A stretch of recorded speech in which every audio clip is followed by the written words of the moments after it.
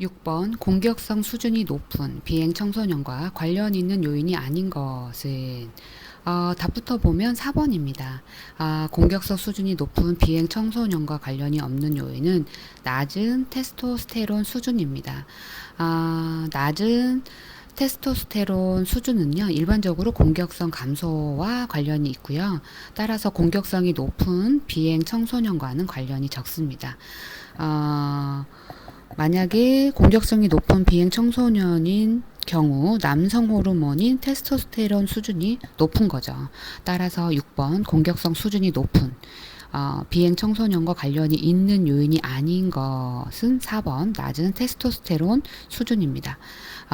나머지 한번 간략하게 보도록 하겠습니다. 전두엽의 기능 저하. 전두엽은 자제력과 계획 능력에 중요한 역할을 하죠. 기능 저하가 공격성과 관련이 될 수 있습니다. 그 다음 뇌신경계의 기능 장애. 뇌신경계의 장애는요, 공격적 행동과 관련이 있죠. 또 극적인 행동 추구 경향. 이것도 이런 성향도 공격성과 관련이 있습니다. 그리고 낮은 세로토닌 수준. 세로토닌은요, 기분 조절에 중요한 역할을 하죠. 낮은 수준은 공격성과 연관이 될 수 있습니다. 따라서 6번의 답은 낮은 테스토스테론 수준입니다. 7번 청소년 비행을 내용에 따라 분류할 때 지휘 비행에 해당하는 것은 여러분 지휘 비행이 뭐죠? 그렇죠. 성인에게는 해당되지 않아요. 그런데 청소년이라는 사회적 지위 때문에 일탈로 간주되는 것들이죠. 음주나 흡연이나 가출 등 이런 행위를 지휘 비행이라고 합니다. 이 선 이해를 가지고 답을 보면 그렇죠. 2번이죠. 음주 등 성인에게는 허용되나 청소년이기 때문에 일탈 행동으로 간주될 수 있는 행위가 지휘비행이다. 따라서 7번의 답은 2번입니다. 음주 등 성인에게는 허용되나 청소년이기 때문에 일탈 행동으로 간주될 수 있는 행위. 답은 2번입니다.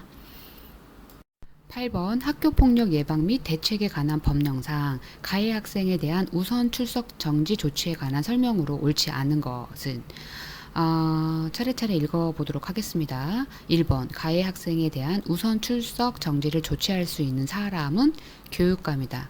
교육감인가요? 아니죠. 학교장입니다.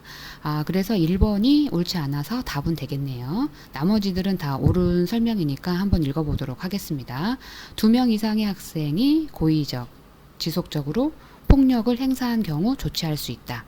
옳습니다. 3번 학교 폭력을 행사하여 전치 2주 이상의 상해를 입힌 경우 조치할 수 있다. 옳습니다. 4번 학교 폭력에 대한 신고, 진술, 자료 제공 등에 대한 보복을 목적으로 폭력을 행사한 경우 조치할 수 있다. 옳습니다. 5번 피해 학생을 가해 학생으로부터 긴급하게 보호할 필요가 있다고 판단하는 경우 조치할 수 있다. 옳습니다. 따라서 8번 학교폭력 예방 및 대책에 관한 법령상 가해 학생에 대한 우선 출석 정지 조치에 관한 설명으로 옳지 않은 것은 1번입니다.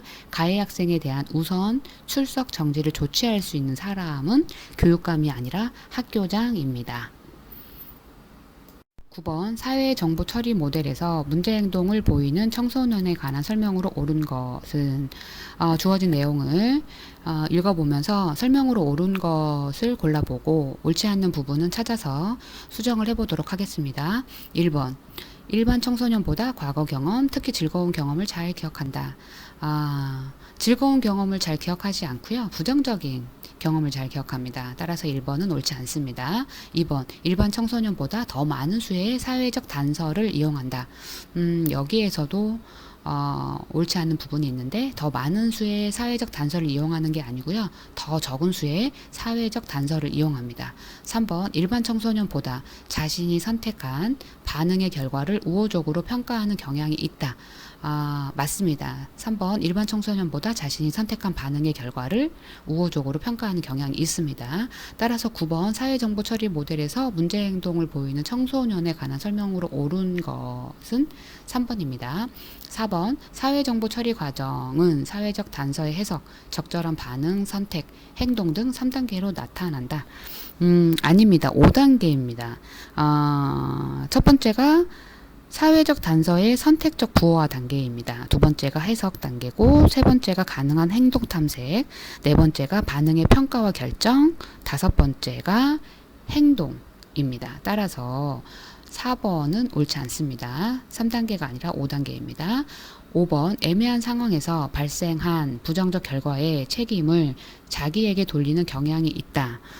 여기에도 틀린 부분이 있습니다. 자기에게가 아니라 타인에게 돌리는 경향이 있습니다. 따라서 9번 사회정보 처리 모델에서 문제 행동을 보이는 청소년에 관한 설명으로 옳은 것은 3번이죠. 일반 청소년보다 자신 선택한 반응의 결과를 우호적으로 평가하는 경향이 있다. 3번이 옳습니다.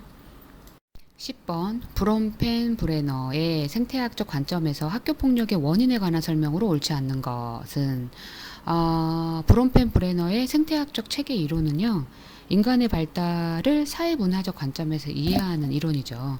이 이론은 아동이 직접 접촉하는 환경부터 그들이 살아가는 문화적 환경까지 모든 것을 포함합니다.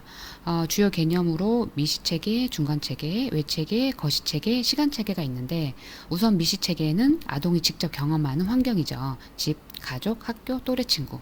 그 다음 중간체계는 미시체계들 간의 상호작용을 의미합니다. 예를 들어 부모와 교사, 형제와 친구 간의 관계죠. 그 다음 외체계는 아동이 직접 참여하진 않지만 영향을 받는 사회적 환경이죠. 정부기관, 사회복지기관, 교육위원회 등이죠. 거시체계는 아동이 살고 있는 문화적 환경을 포함하고요. 사회적 문화, 신념, 관습 등이 여기에 해당이 되는 거죠. 시간 체계는 아동의 성장과 전생에 걸쳐 일어나는 사건이나 사회 역사적 변화가 포함이 됩니다. 이런 선의를 가지고 한번 주어진 내용을 보도록 하겠습니다. 1번 개인 학교폭력 가해 학생의 공격 성향이 높다. 옳습니다. 2번 미시체계 가해 학생의 아버지가 자녀에 대해 무관심한 경향이 높다. 옳습니다. 3번 중간체계 가해 학생의 어머니가 자녀의 친구 관계에 대해 모르는 경향이 높다. 옳습니다. 4번 외체계 전문 상담 교사가 없거나 부족한 것이 학교 폭력의 원인이다. 옳습니다. 5번 거시체계 입시 위주의 교육은 학교 폭력을 더욱 심각하게 하는 경향이 있다. 5번이 옳지 않습니다. 입시 위주의 교육은요.